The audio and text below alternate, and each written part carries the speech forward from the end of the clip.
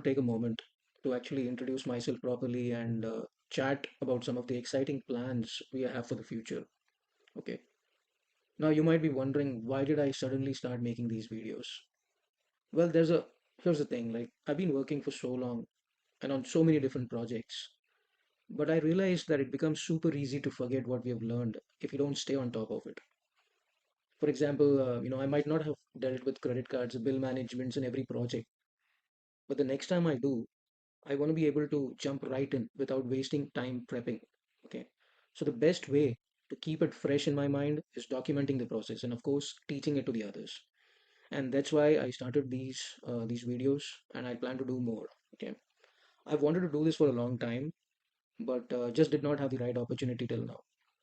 Okay. So give me 1 second. So this particular slide, it's a little about me. So I've worn many hats in my career so far. Okay. But at the core, I'm a consultant. Okay, a consultant who's here to provide value and service to customers.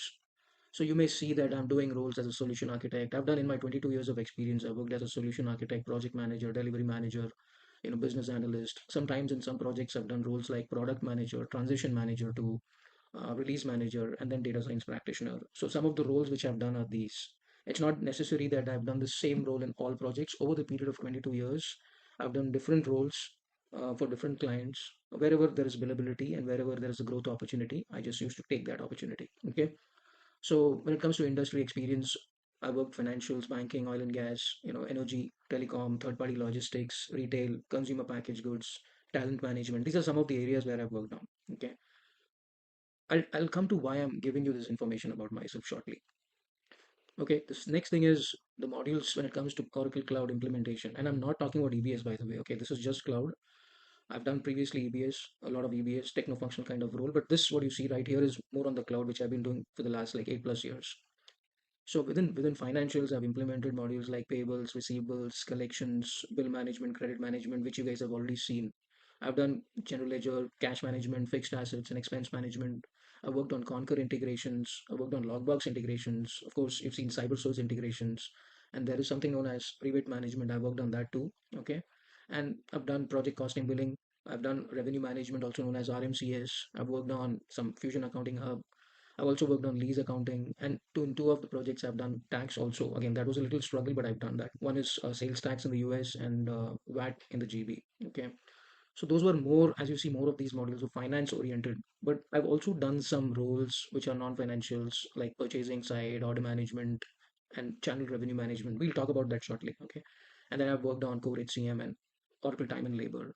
These are the modules, and the methodologies I've used over the period of time is different. Beginning of my career, it was almost always waterfall. Then slowly things moved to agile, and then moved into hybrid. As you know, Oracle ERP doesn't have a like a fixed implementation methodology, right? We follow what Oracle says, but it's a little different every project. It more depends on what the client wants to do. Okay, I've used a lot of tools like Jira, MS Project, Visio, Smartsheets, Power BI, Miro, Figma, Product Plan. These are like more recent products which I've started using. Okay, so along with my Oracle roles, I also have a passion towards doing data science things. So in my past, I'd learned Python and NumPy pandas and all that. So I extended that to doing some scikit-learn and TensorFlow and PyCharts and all that. So and these are the recent things. What you see in blue here is a little recent which I've been doing, and I try to use this in my projects also. So I've done Streamlit. I make some RAG applications. I use new tools like Crew AI, LangChain, and all that. Okay.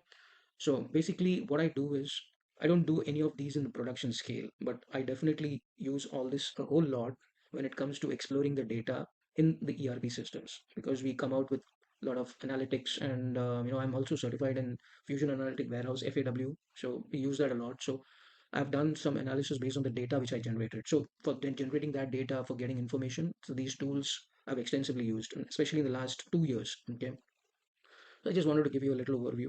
And why I'm telling you all this, it'll come in the next slide. Okay. And then, of course, these are my credentials. I'm a PM certified PMP. I've worked on Scale Agile based projects. I'm certified in Scale Agile. I've done Scrum Masters. Okay. So, again, certification doesn't mean that I'm an expert in these areas. What I mean to say is, wherever I've learned all this information, I try to gather that. I keep that in the corner of my mind. Those are my tools which I use to when I'm executing a project. Okay. All right. So these are some of the projects which I've encountered or executed in the last few years, many years. Like most of the projects, if you can, I'm not going to read through all this, so you can go through that.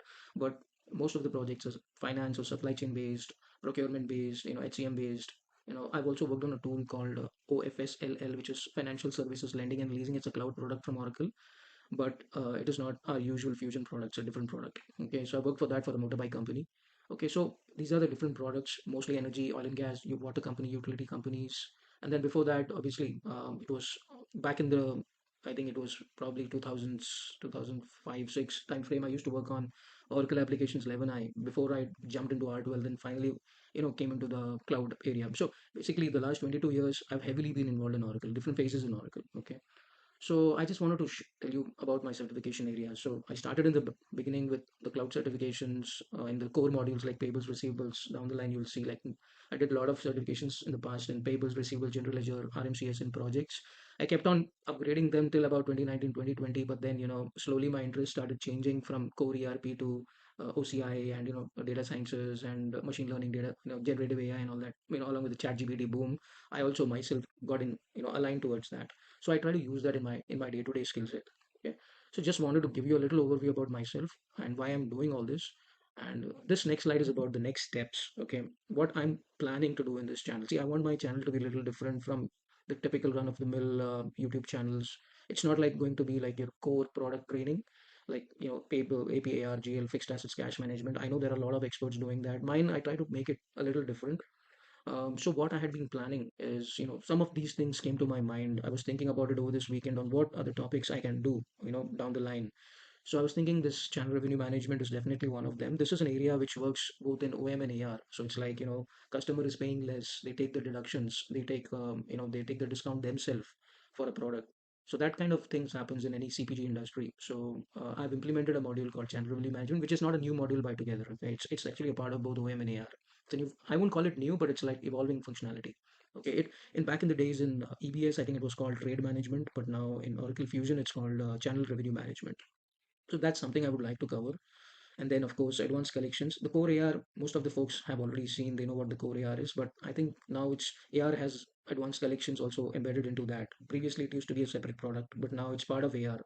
So I would like to talk about AR, whatever I have done in advanced collections, the strategies and dunning letters and things like that, more on the business process side also. Okay. Then I would like to discuss about the revenue management. So the performance obligation, ASC 606. I think all the accountants might know what ASC 606. It's a new way of or a different way of doing accounting for revenue. Just like when you do your services, you start accumulating your revenue, not when you generate your AR invoice, right? So that sort of thing. So I worked on that in one or two projects. I would like to share that information with you. And then Fusion Accounting Hub SLA, not extensive, but I would like to share a lot of my SLA rules and FH rules which I've done while I was integrating external systems. Specifically, this system right here, right? This was OFSL. This is a separate product, which is not an Oracle Fusion product. It's an Oracle product, but not a Fusion product. So integrating that with the Fusion, I had used this module right here, the Fusion Accounting Hub. Okay. Then for one project, I did something called a lease accounting. It's not like fixed assets. It's a slightly different when somebody leases it, and it's called ASC 842. That's your accounting standard of codification.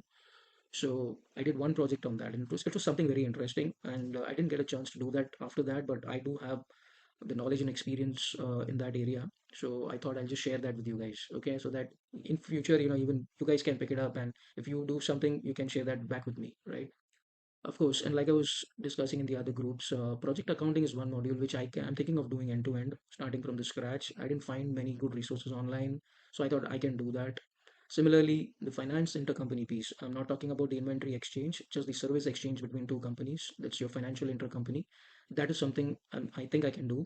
And then there's something called supply chain financial orchestration. Again, this is part of costing, and I'm no way an expert in costing. Okay, I did some proof of concept, some mild projects here and there, and one area which I felt comfortable working on was called global procurement. That's when multiple business units get involved, but they exchange inventory. Okay, they do a transfer of goods. So that is something I thought of explaining more from the financial aspect, but whatever I learned, I can share with you guys. And then the second thing is the same global procurement, but without using the SCFO functionality. Okay, within the core AR functionality or core order management and purchasing functionality, that is something we can do as well. So let's say the client is not interested in doing a CFO due to some business process issue, we can still do that in a different way. And then, I was also thinking, because I worked a lot in HCM related modules like payroll and OTL and all that. I thought I should give a touch point on how finance interacts with HCM, because the trainings available are pretty core module basis, but what I'm trying to do is something totally different. Okay. So, and then, that was all from the Oracle module standpoint. But then I'm also considering, giving you something based on the project management standpoint, but very specific to Oracle implementation, like not generally PMP related stuff, but how certain things can be done with to implement Oracle ERP, like waterfall method, how it was previously used, how that got changed to scaled agile framework. And then, what does the Scrum Master do? What does the product manager do if there's a project like that? And there is a what's a hybrid project model, all that I can explain. And then I would even talk about transition manager. As a transition manager, what I did as a release manager, because all these things are very important when you do an ERP implementation project. You may pick up any role. You could be a solution architect on the finance area or any supply chain area, but then the role which you end up doing could be slightly different with your core skills, right? So I just thought I should share that. And then we have the change manager process, we have the risk manager role, and organizational change management. All these are different areas which I've worked on, which I wanted to touch base on. Okay. And then I would close this discussion saying that recently, last about a year or so, I've been involved in doing some Gen AI related projects, mini projects, or analysis using the client data, which is combined with Oracle ERP, not just the standalone Gen AI stuff which you see online, but something which I've started using recently in my work. Okay, I like building custom chatbots on the documentation provided by the client or something like that, or the Naive RAG application, RAG applications. Okay, so these are the things which I have in mind. Again, I don't have a planned timeline for any of them, but I just thought I should just list down what I'm planning so that you guys also understand why what I'm considering to do in the next sessions, next few down the time. All right. So one other thing I wanted to mention is in my channel itself, I put down a poll, but again, not all of them are listed. Um, take your time. You can actually comment on the poll or click on the poll and give your responses. Okay. Okay. So the last thing, my request to you guys is, first of all, thank you to all the people who have already subscribed. I think I've got close to 80 subscribers so far, which is a great number, and thanks for all that. So I request all the subscribers, if it's okay with you, if it's possible, just go ahead and click all my videos, put your likes, and if you like them, just go and put your likes on them, and make sure you do some kind of comment, put some questions, share it with your friends and everything. Okay, that's for the people who have already subscribed. And for the people who have not subscribed, now you know my plan. Okay, this is what I'm considering to do. I'm definitely going to give you a lot of value, but in return, the only request I have, it's something very easy for you to do. Just subscribe my channel. Okay, and hit on the bell icon, do the like, do whatever is needed, because the YouTube algorithm will only take that kind of videos and spread it across the internet. Okay, so that's something which I would request from you. You need to help me grow my channel, and I will be committed to providing you the best knowledge I can, and I will try to keep it different from the regular training. This is going to be more hands-on, more on the job, and my kind of trainings will actually help you get into the system as soon as possible. You can actually, if you listen to my videos, practice it on your own. It is as if you have done the project yourself. That's what I would say. So think about it and help me wherever you can. I think it's a very simple thing you can do. Just subscribe it. It's no big deal. It's completely free of cost. But from my side, think about how much time and effort I'm investing uh, to get this knowledge out there. Okay, it's just that I believe in your knowledge grows when you spread it, and I thought this is the best way I can do that. Okay, so thanks for your time. I hope you're enjoying the weekend. Let's talk in the next session. Bye.